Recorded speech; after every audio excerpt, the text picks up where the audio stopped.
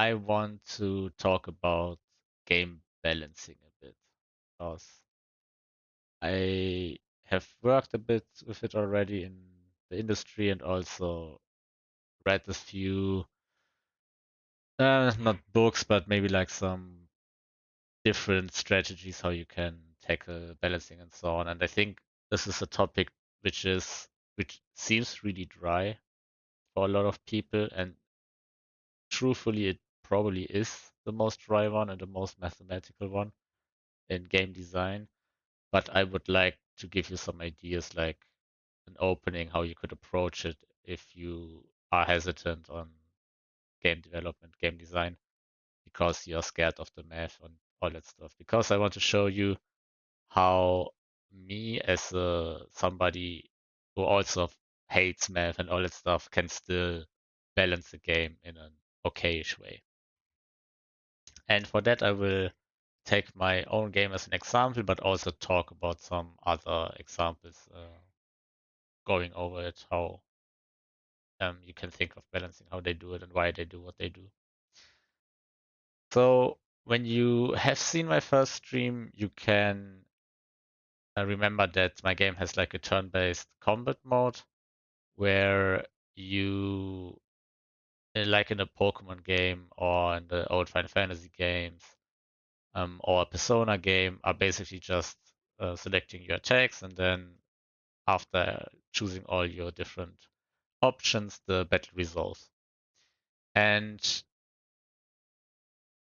technically, something like this can be balanced mathematically, like on the dot perfectly.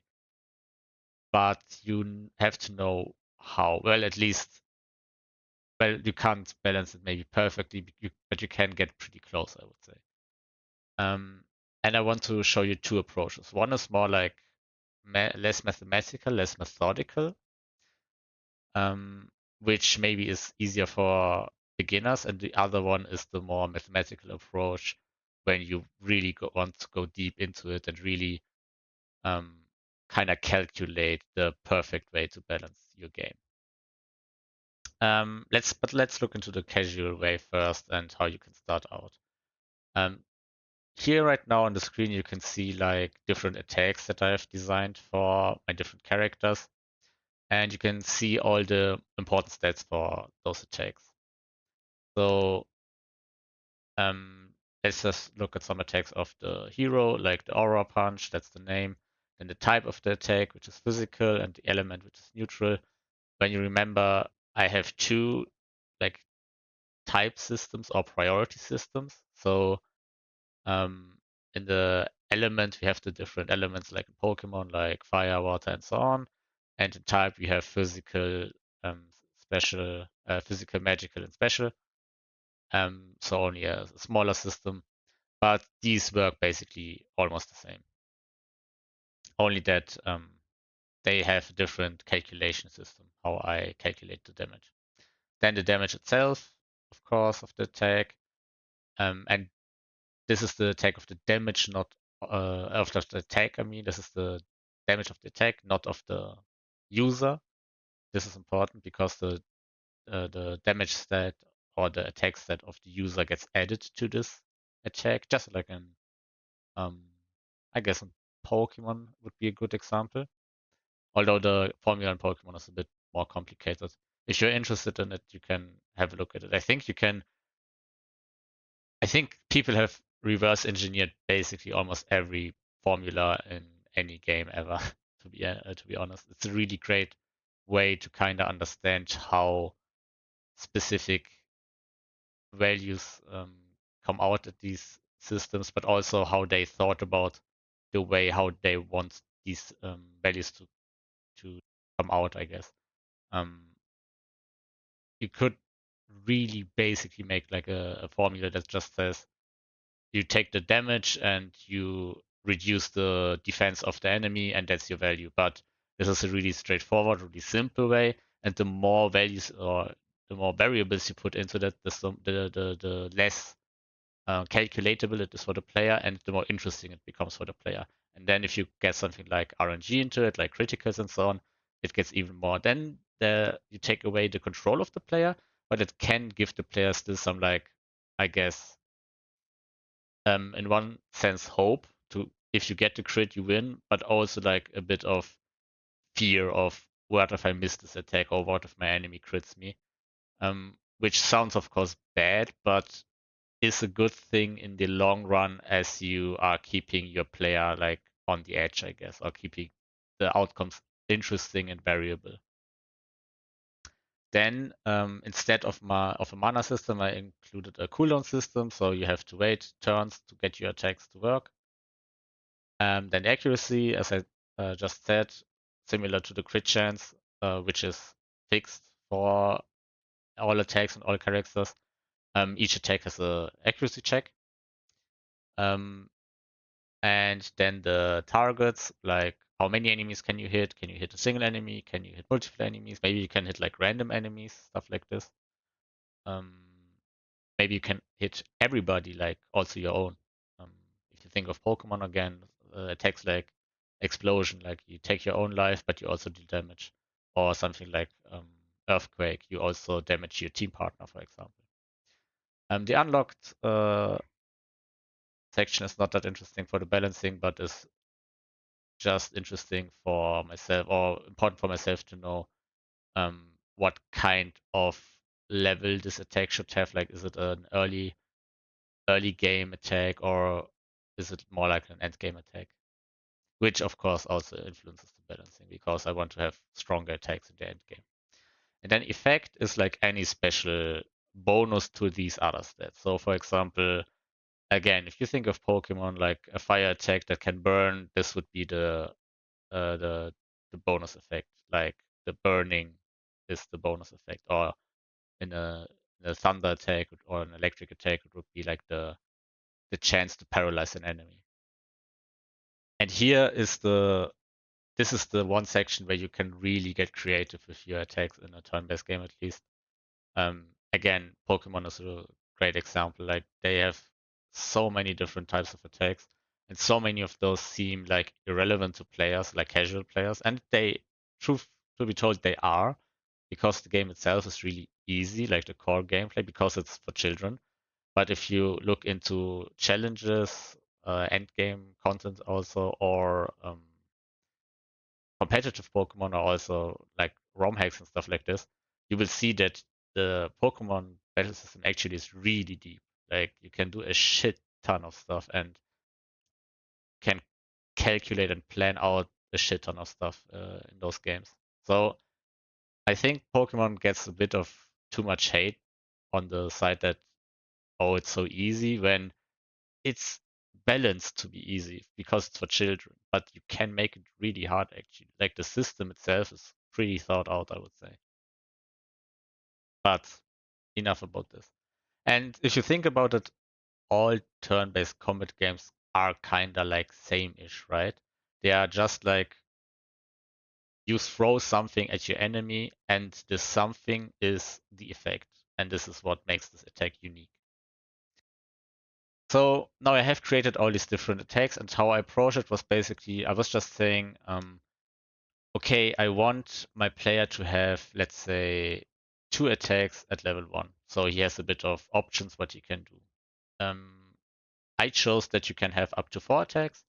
So you start with 2 attacks, and then when you play further, you will unlock more attacks and can equip new ones, but also switch out old ones and so on. But because I don't want you to start with nothing, you get 2 attacks, and pretty similarly, they do kind of the same thing. Both deal damage, one more, one less. But the interesting thing is that they have different types. Now, how good these types are depends on who your enemies are, right? So there is no straightforward one is better than the other unless you make it like this. Let's say you have one region where you have a lot of magic enemies who are weak to physical attacks, then of course physical attacks will be better in this region.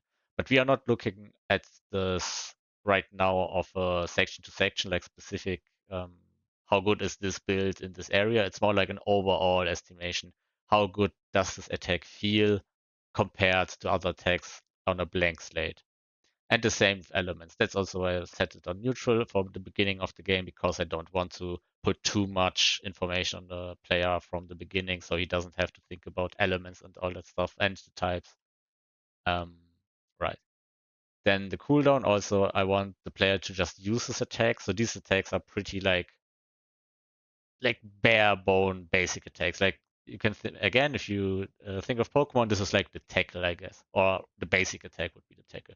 By the way, the basic attack is the attack that everybody has at all times that has no cooldown. So even if all your attacks are on a cooldown, you can still use the basic attack, like a safety net, I would call it. So if this is the tackle, these are maybe like, I don't know, I think Body Slam is already too strong, but the next evolution of tackle, maybe a slightly stronger tackle, or a tackle with some flair, like, I don't know. I guess Ember is fire type, is a is a weak fire type attack, but because it's fire type, it's a bit better than tackle. Um, right, I don't want the player to think about accuracy at the beginning. Also, accuracy is more like a nerf than a way to buff somebody. Oh, I think somebody just followed. Thanks for the follow. Skazek. Hope you are getting some information out of that. Um, so accuracy you can look at more as like a debuff tool than a buff tool, because you can't get better than 100% accuracy, right? Um, so you only use accuracy to make a really strong attack weaker by reducing the accuracy, of course. So again, in the early game, I want my players not to think about it. I don't want them to take any risks like that. So I just put it on 100% at the beginning. And also about the targeting, I don't want my player to think about it. It's a single target move, really simple and straightforward. And again, that's like the bare minimum, right? The it only gets stronger the more you hit, until you get to the point where you hit your own teammates. But this is then like a mix, I would say. It's more like on one side it's a buff because you hit multiple enemies, but on the other side it's a debuff because you're hitting your own teammates, right? And I think that's it. All right. Oh, of course, I also don't give them any effect right now, because I don't want these um, attacks to be too fancy. They shouldn't confuse the players. They should just see, okay, these are just beat stick attacks basically. And the more interesting attacks I will unlock by leveling or by finding them in the environment. So basically, when you look at those, the only different thing between these attacks is on one time the type, and on the other hand the damage dealt. So why did I do this? Why did I say this one deals 60 and this one deals 50? Because the type is like the same, right? If I say there are the same amount of enemies everywhere, why should I not just like put them on the same damage? And the reason is because of let's call it themes or theming. Um, I want my hero to be more like a physical attacker. I want Ken, the second team partner who will always be with you. I want him to be more like a supportive character with more like magic and technical attacks. And your third partner depends on the world. Right now it's also, and he will have mostly magic attacks. Some technicals, of course, but mostly magic attacks. So I will want him to be a lot more like a magic beat stick. And because I want the hero more physical, then he should not get no magic attacks, but his magic attacks shouldn't be as good as the ones of Osso, of course. At the end, the player can, of course, choose what he wants. He can um, select the attacks as he wants them, and also skill uh, his characters as he wants to. But I'm kind of giving him like an idea of, hey, that's his role, that's how he's supposed to be. Because if you don't give out these roles, you're basically giving the player straight up blank slates. And on the one hand, that might be interesting for like a really sandboxy kind game where you just say, hey, you have 4 slots and you can just put these stats how you want. On the other hand, this might be either too demanding of the player because he then really has to think about his stat distribution on his different characters without the knowledge of what will come. And at the same time, it's also then really hard to balance it for the developer because I don't know what the player will do, right? Depending on how much freedom I give him, of course, I won't know anything. So maybe he will skill everything in attack or something like this. By the way, I haven't explained this yet. How you skill your characters is the same as in the Souls games. You put your points in specific stats. So it's not like in Pokemon where you level up and you get a plus on a certain amount of stats. You choose yourself what stats you want to increase. So in this case, I do allow the player a lot of freedom, but still I want the characters to give them a bit of like a profile so the player can has an idea in which direction he can skill them or he should skill them to get the most out of them.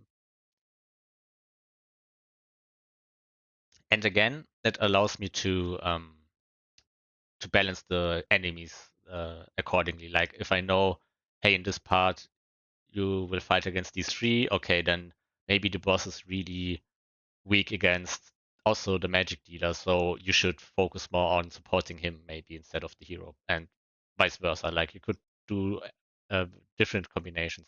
If I would do them, if I would make them all the same, it would be a bit difficult to like give enemies also a profile.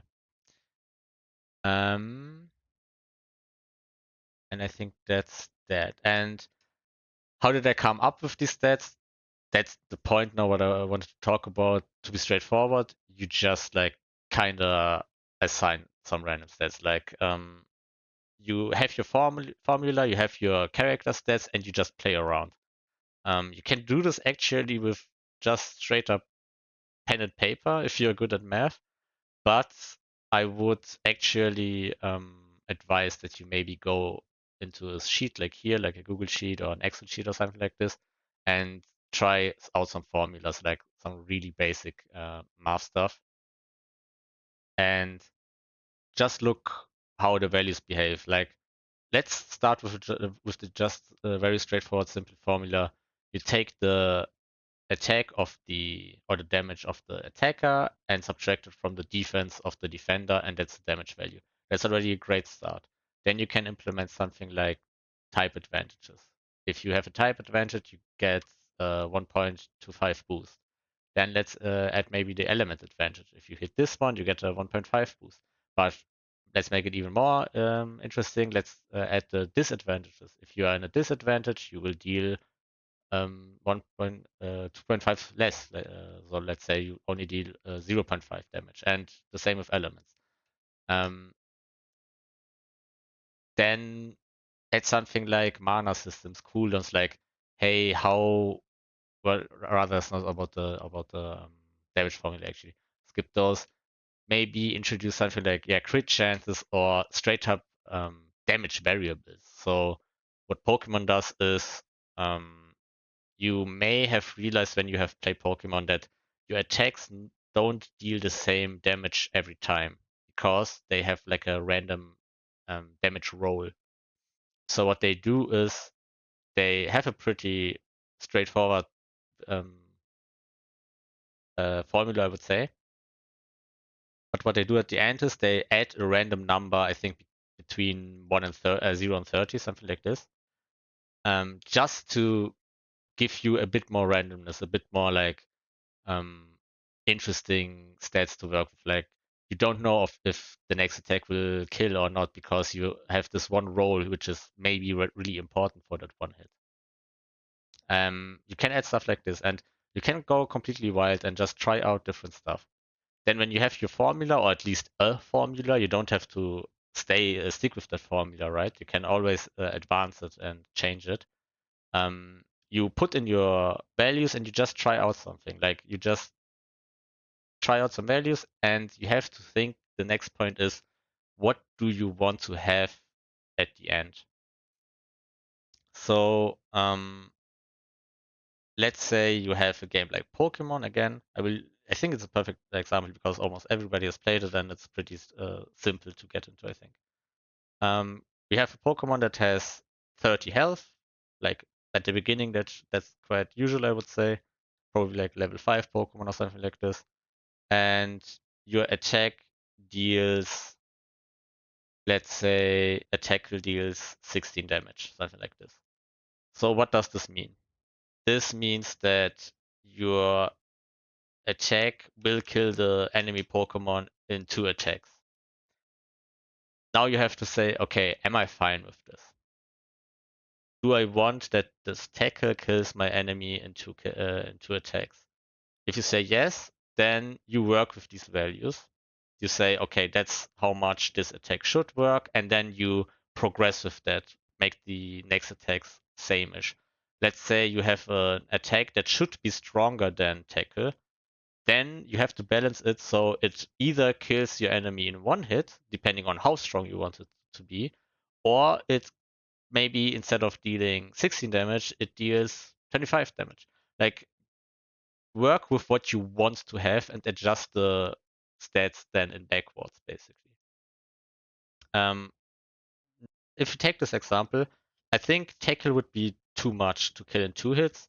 Let's say it should kill in 3 or 4 hits. And then you reduce the damage amount that you need, or the damage that tackle does. This is one way. You make tackle weaker. Or you adjust the damage formula. Let's say there's something's wrong. Somehow the value is too high, then try to find out what is making this attack too high and try to change it a bit. Pokemon also has, I think, this level modulator, which makes your attack stronger the higher the level of the Pokemon is, or something like this. So this is something that you can say, hey, this attack deals too much damage for this level, so let's add this. Let's make the attack at all in all weaker, but add this damage modulator. So when you level your Pokemon, this attacks get stronger again. So I don't want to have crazy damage in the beginning, but I want some better damage at the end of the game. I want also like to praise the player to level and also motivate him to level his Pokemon. And just play around with it, but set yourself a goal, because what works in Pokemon may not work in, let's say, Persona or in Final Fantasy, because in Final Fantasy and Persona we have values in the thousands, right? I think the cap in Final Fantasy X is something like 9,999, and then you can level break it with 99,999, I think. Um, why did they do this? Why did they not say like, hey, why not just also use like 30 damage and so on? First of all, those games are team-based games, so it's multiple users against multiple enemies, so you have a lot more damage values. And second of all, if you have bigger numbers, it allows you to play around way more. But you also have to be careful, because um, it also may not feel that important if you do changes as a player. So let's say you have an enemy who has 1,000 health, and you have an attack that deals, I don't know, 300 damage. And then you adjust some, like you get a new sword, and then the attack deals 350 damage or 400 damage. Nothing really changed for the player. He still needs 3 attacks to kill this 1000 enemy. At some point, surely it will change something, but that's always that you have to keep in mind. Like, sometimes you may not feel the value increase immediately, and the bigger the numbers get, the longer this might take to really feel important. And at some point, like for example in Final Fantasy X, it's more about consistently hitting this maximum, like this damage ceiling. Which, by the way, also is something that you can think about. Do I want this damage ceiling? It definitely allows you to balance the game way more easily. Like, you can say, okay, you can only do 10k damage.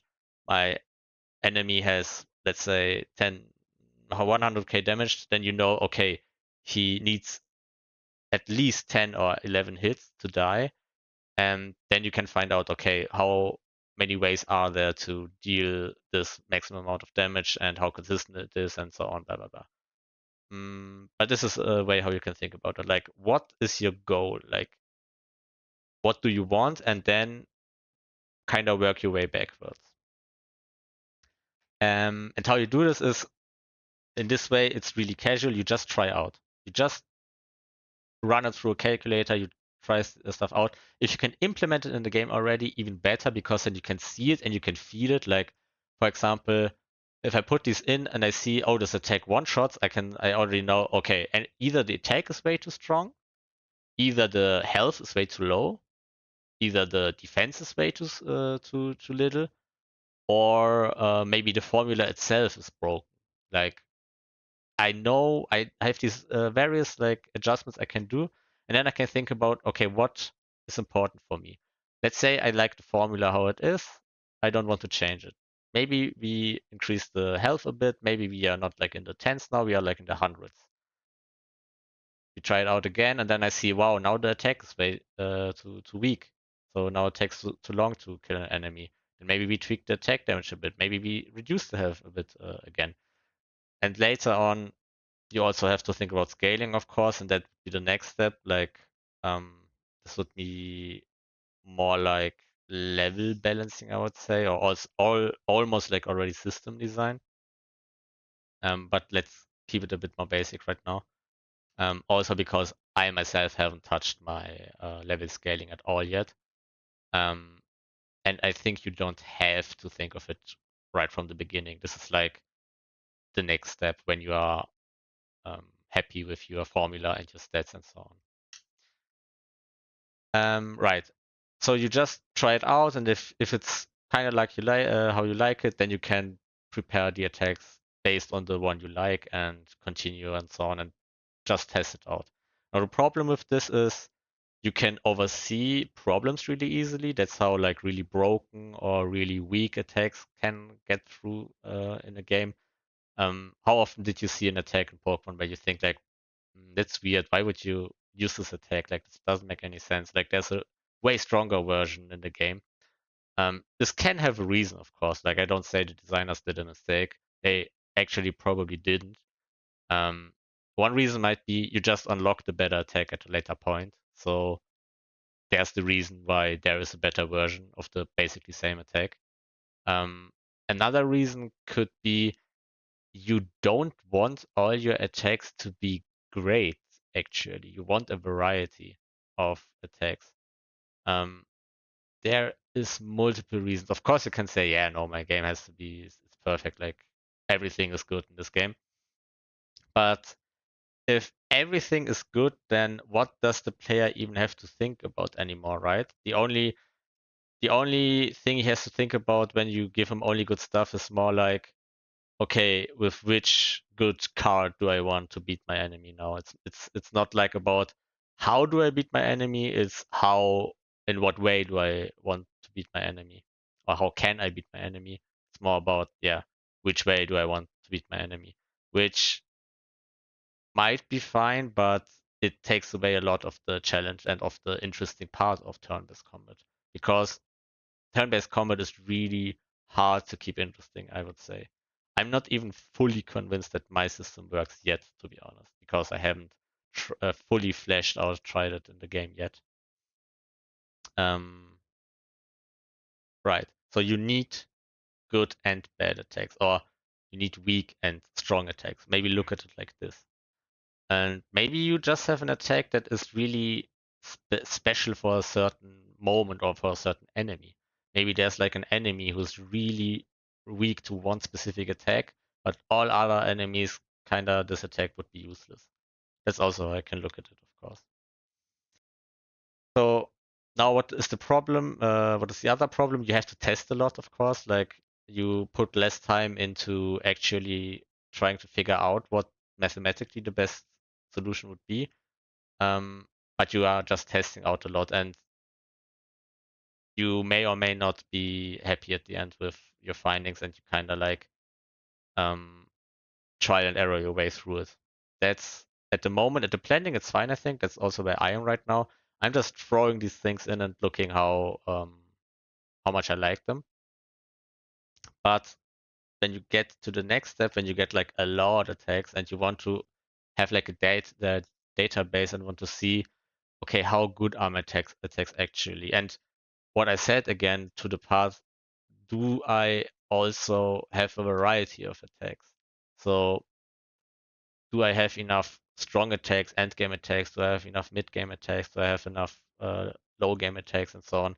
Do I have different quality of attacks, different types of attacks? That's now where the dry part comes in, I would say. Like, how do you approach this? This is the part, I guess, where a lot of people would stop. And I myself haven't really started with it yet because now it really gets mathematical and you don't have to do this, but this is the way how you can kind of really clearly calculate your game, kind of.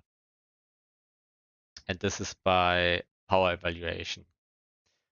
What power evaluation means is you look at all your stats, like for my attacks, and you have to give each attack like a power number.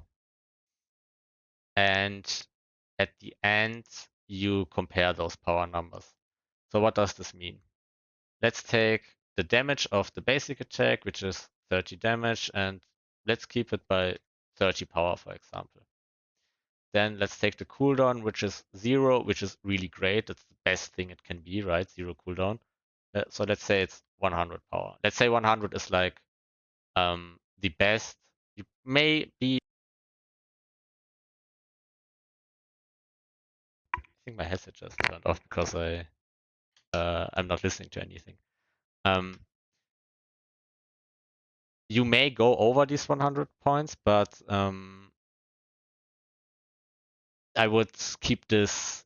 Either I wouldn't do it at all, or I would only do it for really like strong effects or something like this. So try to find like a baseline. So let's say 0 is the best thing you can have, so it's 100 points, like 100 of 100 kinda.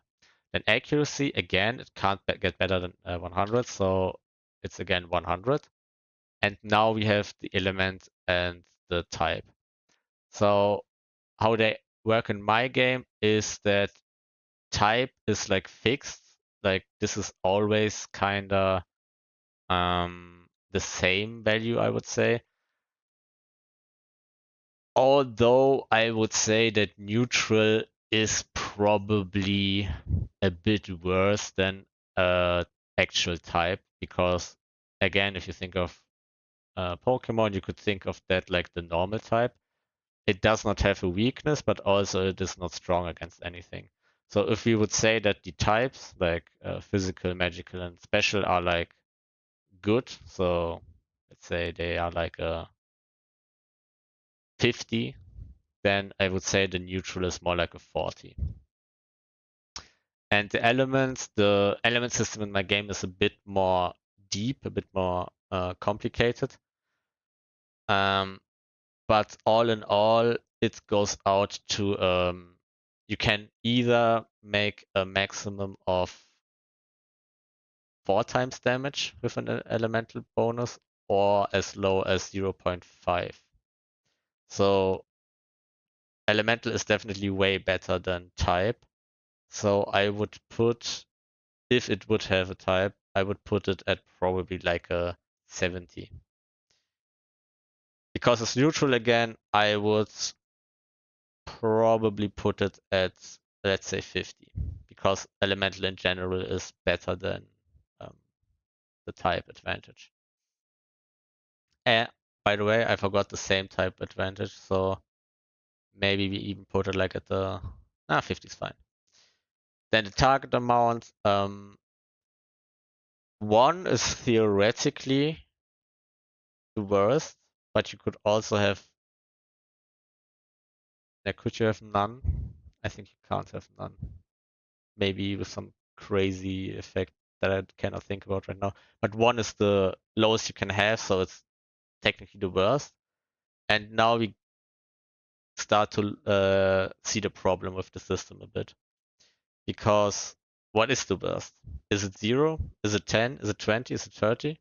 Because let's say basic attack 30 is the worst attack that's in this game. Then this has to be also the lowest tier, right? Because it's the lowest. But then I would also technically could say, okay, that's maybe then more like a 10, right? Or even a 0. And that's the thing with these power evaluations. you are setting these powers again based on kind of feeling, right? You have to find out a way to calculate how important these different stats are. And this is the part which is really difficult, I would say. This is like where the math comes in. You basically have to make like a test run, I would say. Again, compare numbers and so on, and change up these values and see how the damage, which is the thing that's interesting for us, like the outcome, the damage outcome, how it changes if you adjust those values. Logically, as damage is the like main damage source, I would say, like the main damage amplifier, this is actually the most important stat. So we even may have to look at it less of like a 30, but maybe more like a 300. So it's 10 times better than the others. Is it 10 times better? Probably not. So I would have to calculate all these numbers right now. And fuck me, I'm not doing this. Because this will take me a while and it's really error prone, I would say. If you are not really into it, I would advise to look into these power evaluations more for advanced balancing and so on. But I will give you an idea already how to approach it. Let's say damage is the most important one. It's, let's say, 3 times as important as the other ones. So instead of a 30, I will give it like a 90 value. Actually, I would have to look at it from this point. No, that's fine. I think let's do it like this. Because this is the best value that cooldown can have with 100, right? And accuracy as well. If I would increase the attack, then therefore also the importance would have to increase, right? The power level would have to increase. But maybe I can show it with this second attack, how it would turn out. Then again, how much does cooldown influence the damage? At first sight, you might think like not at all, right? It doesn't deal any damage, like it's cooldown. But what you have to think about is you are not looking at the damage, you are looking at the damage over time because attacks are turn-based combats are not like a one-turn thing most of the time, right? You are thinking a bit more like, hey, how many turns can I kill this enemy? So you have to think of it. If this has a cooldown, this attack only deals this amount of damage every second turn because if it has a one-turn cooldown, I can't use it next turn, right? So all of a sudden, it becomes like only like half as good as an attack.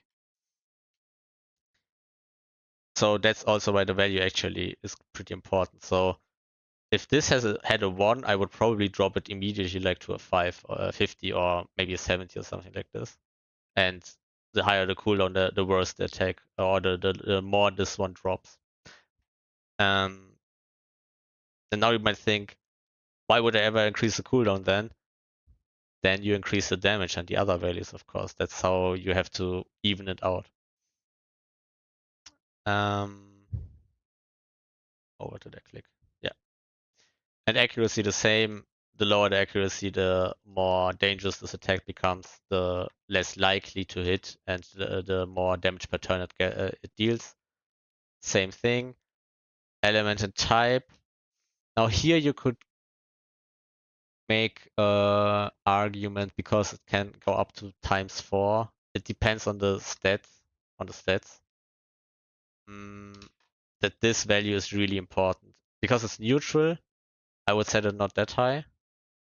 But I guess if I would set it to an element, this would probably jump to like 100 or maybe even 200 or 150. And the same, not the same for the type. The type would probably just increase to probably 70, I would say. Then the target amount. this is probably one of the most straightforward, I would say, because this is just a multiplier. So if this is a 2, if you can hit 2 targets with it, this will be a 60. If you can hit 3, it will be a 90. But you can think about, okay, how important is this for the overall damage?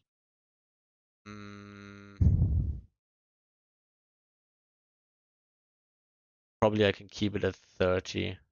Maybe we have to go to a 50. We have to see. And that's what I mean, but you have to evaluate like how good is a 2 hit attack compared to a 1 hit attack. And then the last point is bonus effect. This one might be the most complicated one because all these effects are so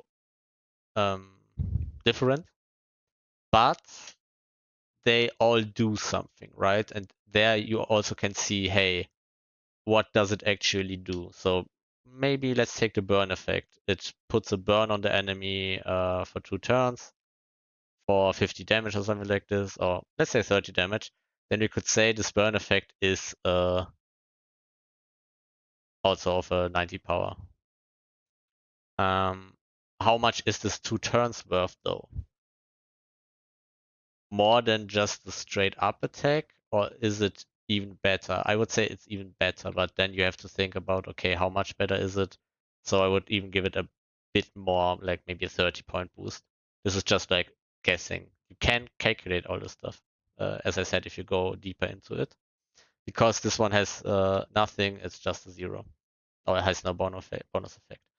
So now I just tipped in some random values just on feeling. I have this power value of 410 for this attack. And now we do the same for this attack, for the 60 attack. If we take the same approach as here, this will all be 100. This is a neutral, so it will be like this. And now this is a physical attack, so it has a chance to do more damage. Actually, I think here we might be able to just do it on the spot. If a physical attack hits, it deals 1.25 more damage. So it's like a 10, so it would be like a 50 probably. But because you can also hit it in the other side, like you can be also like how do you call it? Because you can hit a weak attack, you will deal less damage, so it will probably even out at the end. But this is only because I took this. No, it's not because of the value. Maybe it's not that easy at all. But that's what I said, you have to go really into it. I still think it's better in general because the player knows when to use it, and if he uses it correctly, this will be like a profit for him. So let's say it's like a 50, 55 even. Then the target amount is the same, so let's just take a 30, and no bonus effect is a 0. So now this is like really vague, just like putting in numbers. I have this attack, the basic attack with a power value of 410, and this attack with a power value of 550. If you calculate it all correctly, you could put a power value to each specific point in these slots, to each in these slots, I mean. You could say like, okay, 100 accuracy is mathematically this amount of points because it helps to deal this amount of damage. So what is interesting is for you I guess, how would you call it? Damage per turn, kind of like this. So how much damage does it overall deal per turn? This is important, as I said, because of stuff like the cooldown, because this attack you can deal every turn. It will be the actual damage value, I would say. But if you only can use this attack every second turn, the damage value all of a sudden the damage per turn all of a sudden is halved because in general you only can deal this amount all 2 turns, if this makes any sense for you. Let's say, I think a pretty straightforward example would be, let's say this attack deals 30 damage to your enemy every turn, then your damage per turn in general would be 30. But if you have a cooldown of 1, it would only deal damage every second turn, so you have a 50 damage per turn value in general. So I think that's the way how you can think of it. And with this damage value, when you put it into your damage formula and all that stuff, you can then recalculate the exact power value to all the different elements in your stats of the attack.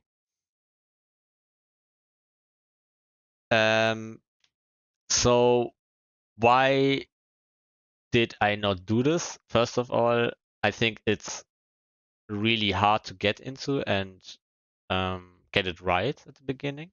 But also, I think for the beginning of your game, it's not that important to have the stats um, that correctly calculated and that perfectly balanced, I would say. So that's why I would actually say to any beginner, just try something out at the beginning. Just play around with the stats. Don't go too deep into it. And at some point, you may want to have a look at this, because this, if you have this figured out at the end, then you can evaluate your attacks based on this power value, on this power sum. What this means is you can then say, okay, this attack is better than this attack, obviously because of the stats, but based on your power evaluation, you then can see how much better is it.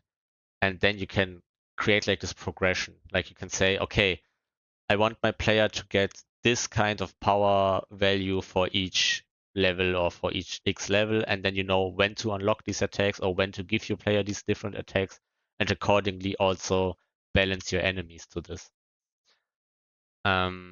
So this is like a straightforward mathematical approach and really clean. And also it lets you see again how balanced your game is. Because now let's take like an example outside of video games. Let's look at a game like I think it's called President in English. So for for the German users, it's called Arschloch or asshole. I think also some might call it asshole in the English language. If you don't know how it works, it's basically your goal is to get rid of the cards in your hand by just playing them out or playing multiple of the same cards, and you have to beat them with, or the other players have to beat them in a circle with a higher value of that card and multiples of those if multiples are on the field. But that's not even the important point how the game works. The point is, the balancing point is, the first game is completely balanced. Everybody has the same cards and everybody has the same chance to win because it's completely random which cards you get, right? As soon as you dealt the cards, of course, it's not balanced anymore because the one with the better cards will probably win. But what I want to look at is the rule after you end your first game. Because the first player who wins is then the president or the king, however you want to call it. And he has the right to get 2 cards or the 2 best cards of the worst player of the round, which is completely contradictory to any like balancing system you can think of, because that's completely unbalanced. You give the winner even more and you punish the loser for you punish the loser even more. So it's more likely that the winner will keep winning and the loser will keep losing. This is fine in an individual game, of course. Like, let's take League. If you kill your enemy a lot, you get a lot of gold and you get stronger and gets harder to kill. That's a good thing, right? Because that's the whole point. If you perform well, you should also you should also get some good stuff. But even there, they have like comeback mechanics, right? You get like a bounty, and if you lose, the enemy will get it, but that's like a countermeasurement to not let it snowball too hard. That's not like comparable to President, because President is straight up completely unbalanced on purpose. The idea behind the game is that you don't play one round, you play like 10 rounds because the rounds are really fast. And your goal does not become to win each game. It's more like, how well can I perform even though I have this shit hand? You are like waiting for this lucky hand, or you're waiting for somebody to make a mistake. Um, and it's more about like climbing up from the asshole position and beating the king. And the king, it's the other way around. He wants to keep his position. He wants to keep that bonus. And that's what's making this game interesting. It's not about like winning the actual game. It's more like the meta game, I would say. Like, I want to keep this bonus and I want to keep this position. And for the asshole, it's like, I want to get out of this. And this is how you can take something like this, now back to the video game example, and adjust the power evaluation to what you want. If you want a completely balanced game, like where everything is the same, you have to put all these power values the same. It sounds weird, but everything has to be the same value. Let's take turned off again. Let's take something like rock paper scissors. Really, really easy to understand. You have three options, and each option has the same power value. This is like a perfectly balanced game. This is how you have to balance your game if you want it to be like perfectly balanced. Like everything has to be the same value.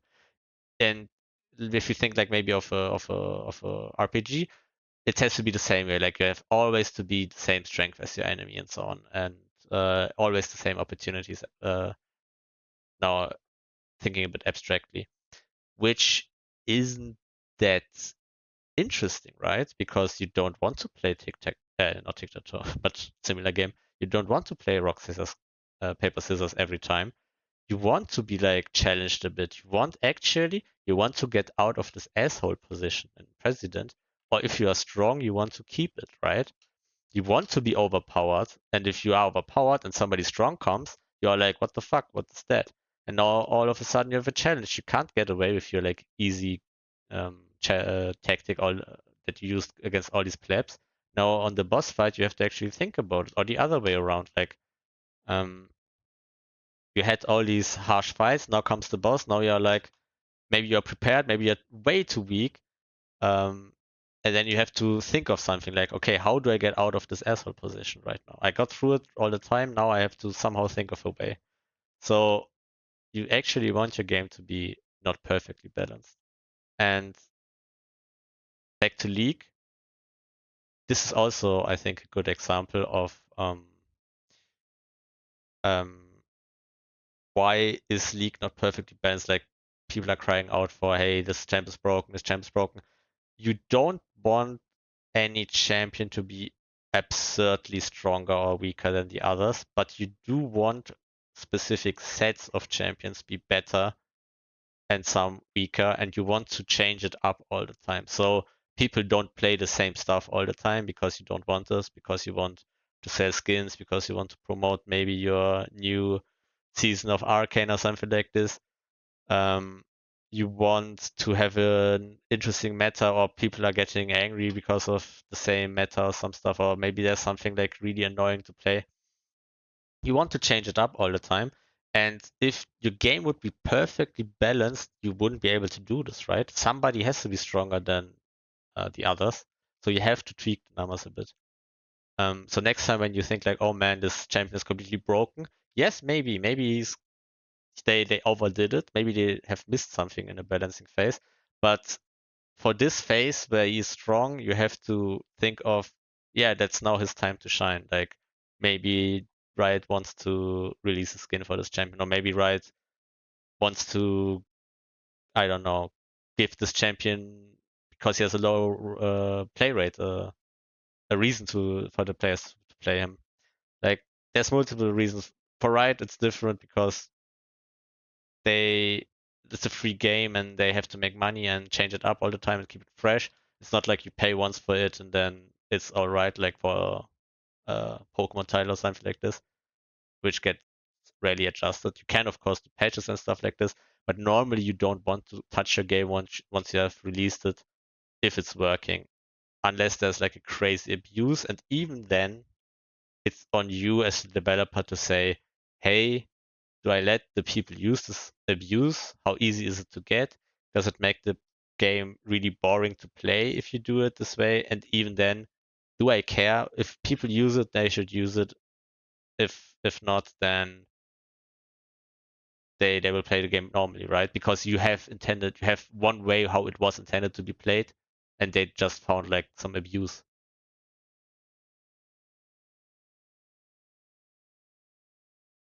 Another example I could talk about here is Final Fantasy VIII. They have a really unique and a bit complicated, um, how would you call it, stat system, I guess. It's not like in a typical RPG where you just level up your character and you get more stats. You get points from enemies with specific attacks. It's a bit rather weird way, but basically you battle enemies and you get points, and you can put these points into your attacks. You don't put these points into your stats, you put them into your attacks. And you put these attacks into, I guess, your slots. How is how I would describe it. You have like an attack slot, you have like a. Oh, actually, I would, yeah, let's keep it attack slot. And also in your stats themselves, of course. You can use these attacks, like let's say fire magic. You can use this item and put it in your attack slot, and then your attack slot is increased by the amount of fire magic you put into the slot. What this means is you can put 100 fire magic into attack, and then you increase your attack by, yeah, let's say 100. If you put a better spell, for example, Mega Flare or something like this, 100 times into your attack slot, it increases by way more because Mega Flare is a really good spell, and you actually have to farm a bit to get this. So the attack increases by, let's say, 1000. So kind of like your attacks become your equipment. Now the problem with the system is, first of all, it's really, really weird and hard to understand for players. And if you play normally, which is the odd part, players might feel really weak because your levels don't give you as many stats as those attacks. Like the important part is getting these attacks into your stats.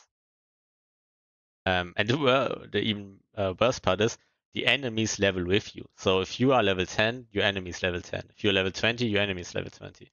So the optimal way to play the game is to not level, which means to not kill your enemies or kill as few enemies as possible, which is really contradictory to the game. It's like an RPG. You are supposed to grind, right? You are supposed to beat enemies.